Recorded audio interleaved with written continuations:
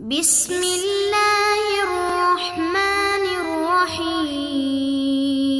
عزیز طلباء، آج ہمارا نصیص نمبر 173 ہے، 173۔ بسم اللہ الرحمن الرحیم۔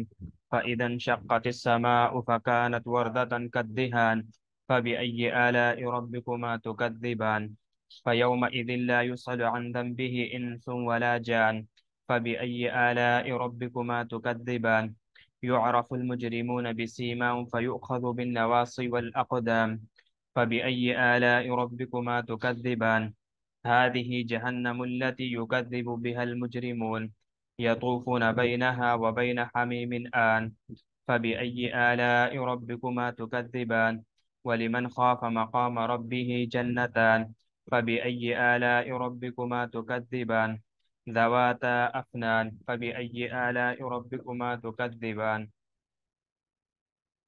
عزیز طلباء، پہلے ان آیات مبارکہ کا ترجمہ دیکھ لیجئے۔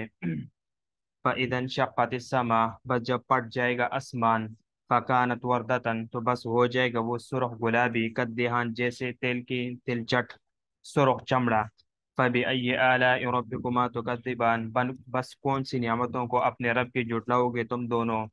فَيَوْمَئِذٍ لا، بس اس دن لا يُسْأَلُ، نہیں پوچھا جائے گا، عن ذنبہ، اس کے گناہ کے بارے میں، انسن کسی انسان سے، ولا جان، اور نہ کسی جن سے۔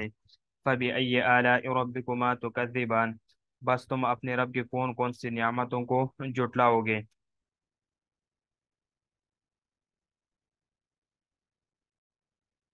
یعرف المجرمون، پہچانے جائیں گے، المجرمون، مجرم گناہگار، بسیماہم، ان کے چہروں کی علامتوں سے۔ فیومئذ، فیؤخذ، بس پکڑے جائیں گے وہ، بالنواسی، پیشانی کے بالوں سے، والاقدام، اور ٹانگوں سے۔ فبأي آلاء ربكما تكذبان، بس تم اپنے رب کی کون کون سی نعمتیں جھٹلاؤ گے۔ هذه جہنم، یہ وہ دوزخ ہے، التي يكذب، جس کو جھٹلاتے تھے، بہا، اس کو، المجرمون، بدکار لوگ۔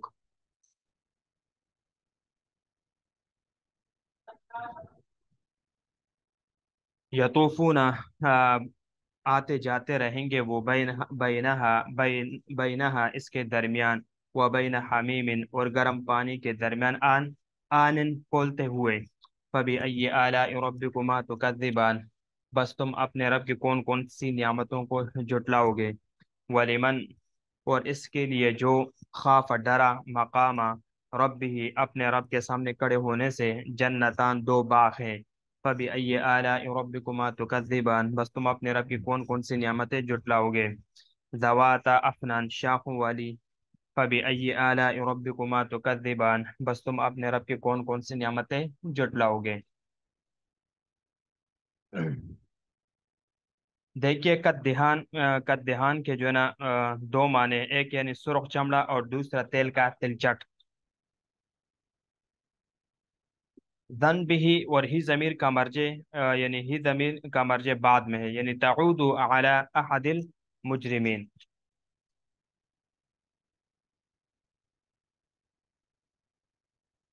نواسی، نواسی یعنی ناسیہ، اور ناسیتن کی جمع ہے نواسی، پیشانی، یعنی المقام الذي ينبت فيه الشعر، یعنی سر کا وہ حصہ جس میں جو نا چہرے کی ابتدا ہی سے اس میں جو نا بال اگتے ہیں، تو اس کو پیشانی کہتے ہیں۔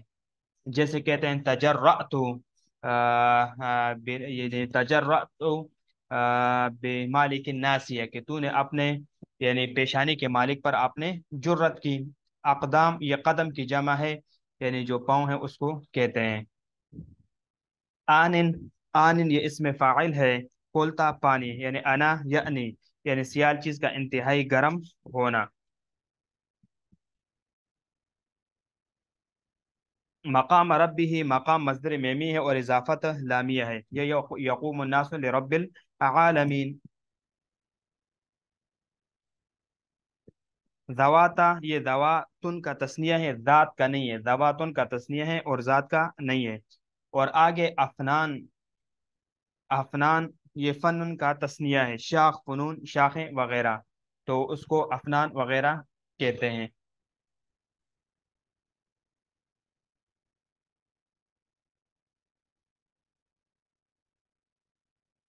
اب اس کی وضاحت کو دیکھ لیجئے کہ اللہ رب العزت فرماتے ہیں فَإِذَا انشقت السماء، جب آسمان پھٹ جائے گا، ایک دوسرے سے جدا ہو جائے گا، اور یہ قیامت کے لیے ہوگا، فَكَانَتْ وَرْدَةً، بس وہ سرخ ہو جائے گا، اس کا رنگ سرخ گلاب کے پھول کی طرح ہو جائے گا۔ اور ایک قول یہ ہے کہ آسمان کا اصل رنگ سرخ ہے، یعنی سرخی ہے، مگر دور ہونے کی وجہ سے یعنی وہ ہمیں نیلگو نظر آتا ہے، قد دہان، جیسے زیتون کے تیل کی طرح، جیسا کہ فرمایا کل یعنی کل مہل، یہ زیتون کے تیل کے تلچٹ کو کہا جاتا ہے۔ دہان یہ جمع دہن کی ایک قول یہ ہے کہ سرخ چمڑا، اس صورت میں یہ واحد ہے، اور اس کی جمع ادہنتن اور دہن آتی ہے۔ فَبِأَيِّ آلَاءِ رَبِّكُمَا تُكَذِّبَانِ، بس تم اپنے رب کی کون کون سی نعمتیں جٹلاؤ گے۔ فَيَوْمَئِذٍ، بس اس روز یعنی جس دن آسمان پھٹ جائے گا، لا يُسْأَلُ عَنْ ذَنبِ إِنسٌ وَلَا جان، کسی جن اور انس سے اس کے گناہ کے بارے میں نہیں پوچھا جائے گا۔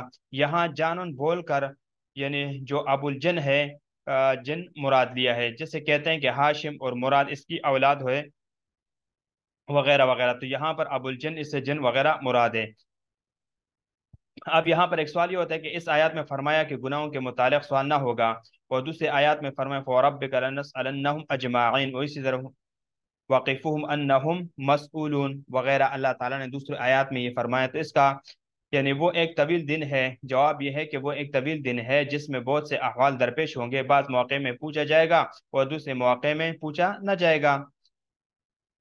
حضرت قتادہ رحمہ اللہ فرماتے ہیں کہ پہلا سوال تھا کہ پھر لوگوں کے منہ پر مہریں لگا دی گئی، اور ان کے یعنی ہاتھ اور دیگر اعضاء نے بول کر گواہی دی، اور ان کے اعمال ثابت ہو گئے۔ اور ایک قول یہ ہے کہ گناہ کے متعلق معلومات حاصل کرنے کے لیے نہ پوچھا جائے گا، جو سوال ہوگا وہ توبیخ کے لیے یعنی توبیخ کے لیے کیا جائے گا۔ فَبِأَيِّ آلَاءِ رَبِّكُمَا تُكَذِّبَانِ، پھر تم اپنے رب کی کون کون سی نعمتیں جٹلاؤ گے۔ يُعْرَفُ الْمُجْرِمُونَ بِسِيمَاهُمْ فَيُؤْخَذُ بِالنَّوَاصِي وَالْأَقْدَامِ، يُعْرَفُ الْمُجْرِمُونَ بِسِيمَاهُمْ، اور مجرم لوگ اپنے حیلے سے پہچان لیے جائیں گے، وہ چہروں کی سیاہی اور آنکھوں کا نیلا پن ہوگا۔ فَيُؤْخَذُ بِالنَّوَاصِي وَالْأَقْدَامِ، بس ان کے سر کے بال اور پاؤں پکڑے جائیں گے، کبھی ان کو پیشانی کے بالوں سے اور کبھی قدموں سے پکڑا جائے گا۔ فَبِأَيِّ آلَاءِ رَبِّكُمَا تُكَذِّبَانِ، تم اپنے رب کی کون کون سی نعمتیں جٹلاؤ گے۔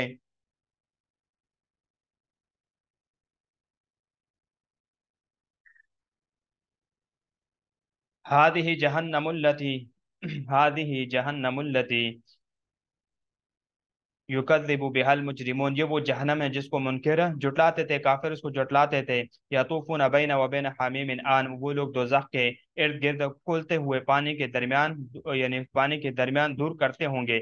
حمیم یعنی آن انتہائی گرم پانی، یعنی ان کو عذاب آگ سے تپانے والا گرم پانی پلانے سے یعنی دیا جائے گا، یعنی سخت اتنا گرم پانی ہوگا کہ ایک تو اس کو آگ میں جلیں گے، دوسرا جب ان کو پانی کی چاہت ہوگی تو اس کو جو پانی پلائے گا وہ اتنا ہی گرم ہوگا کہ وہ پیتے ہی ان کے جو آنتھڑیاں ہے، جو ان کے جو اندر کا اعضاء ہے، وہ اس گرمی کے وہ اس پانی کے گرمائش کی وجہ سے وہ باہر نکل آ جائے گا، یعنی اتنا وہ یعنی اتنا سخت گرم پانی ہوگا۔ فَبِأَيِّ آلَاءِ رَبِّكُمَا تُكَذِّبَانِ، تم اپنے رب کے کون کون سی نعمتیں جٹلاؤ گے۔ یعنی ان اوپر والی اشیاء میں یعنی نعمت اس طرح ہے کہ اللہ تعالیٰ کے فضل اور رحمت سے یعنی ناجی کو نجات ملی، اور اسے ڈرانے کے ذریعے متنبع کیا کہ مجرموں کے صف میں مت داخل ہو۔ اب اللہ رب العزت فرماتے ہیں وَلِمَنْ خَافَ مَقَامَ رَبِّهِ جَنَّتَانِ، اور جو شخص اپنے رب کے سامنے کھڑا ہونے سے ڈرتا رہا، اس کے لیے دو باغ ہوں گے۔ باغ سے وہ موقف مراد ہے، یعنی جب یہ حساب کے لیے بارگاہ الہی میں کھڑا ہوگا، اس کو سامنے رکھ کر یعنی سامنے رکھ کر وہ گناہوں سے باز رہتا ہے، یعنی اس کو سامنے رکھ کر وہ گناہوں وغیرہ سے باز رہتا ہے، یا یہ کہ فرائض کی ادائیگی۔ ایک قول یہ ہے کہ مقام کا لفظ زائد ہے، جیسے کہ کہتے ہیں نفیت عنہ مقام الذنب، یعنی نفیت عنہ ذنب۔ اور جنتان، دو جنتیں، انسان کی جنت ہے اور جنات کی جنت، کیونکہ اس میں خطاب یعنی جن اور انس کو ہے، گویا کہ اس طرح کہا گیا ہے کہ لِكُلِّ خَائِفِينَ مِنْكُمْ جَنَّتان، جنت للخائف الانس و جنت للخائف الجن، یعنی ہر دو میں سے ان کے لیے دو باغ ہے، ایک انسان جو اللہ تعالیٰ سے ڈرتا ہے اور دوسرا جن جو اللہ تعالیٰ سے ڈرتا ہے۔ اب یہ دونوں قسم کے لوگ ہیں، یعنی خواہ وہ جنات میں سے ہو یا انسانوں میں سے ہو، تو جو بھی اللہ رب العزت سے ڈرتا ہے اور اللہ رب العزت کے جو احکامات اس کی پیروی کرتا ہے، خواہ انسانوں میں سے ہو یا جنات میں سے ہو، تو اللہ رب العزت اس کے لیے دو باغات بنائے۔ ایک باغ انسانوں کے لیے ہوگا، اور انسانوں میں سے اس کے لیے جو اللہ سے ڈرتا ہے، اور جنات میں ایک باغ جنات کے لیے ہوگا، تو جنات میں سے بھی اس شخص یعنی اس جن کے لیے جو اللہ سے ڈرتا ہے، اور ان کے لیے جو احکام وغیرہ شریعت نے یعنی مرتب کی ہے، جو شریعت نے دی ہے۔ تو چونکہ جو احکام آپ علیہ الصلوۃ والسلام کے یعنی اس دین اور اسلام میں جو احکام انسانوں کو دیے، وہی احکام جنات کو بھی دیے، تو وہ بھی اسی میں شامل ہے کہ ان کا اور عبادت کا کیا طریقہ ہوگا، وہ کس طریقے سے اللہ تعالیٰ کی اطاعت اور فرمانبرداری کرتے ہیں، اور منقاد اللہ تعالیٰ کے سامنے اپنے خشوع ظاہر کرتے ہیں، تو اس کا کیا طریقہ ہے وہ تو ہم نہیں جانتے، بلکہ ہم تو اتنی جانتے ہیں کہ انسان اور جن یہ دونوں مکلف ہیں، اور دونوں مکلف ہے، اور دونوں پر لازم ہے کہ وہ اس کو کیا کرے، پابندی کرے۔ اب ان میں سے جو بھی پابندی کرے گا ان احکامات کی، اور ان جو اللہ رب العزت کے جو حقوق اللہ نے بیان کیے، اس کے رسول نے بیان کیے، تو انسانوں میں جو ہوگا اس کے لیے ایک باغ ہوگا، اور جنات میں سے جو بھی ہوگا اس کے لیے ایک باغ ہوگا۔ فَبِأَيِّ آلَاءِ رَبِّكُمَا تُكَذِّبَانِ، تو تم اپنے رب کی کون کون سے نعمتیں جٹلاؤ گے۔ اب آگے یعنی اور نعمتوں کا ذکر ہے، تو انشاءاللہ اس کو آگے ہم نیکسٹ درس میں پڑھیں گے۔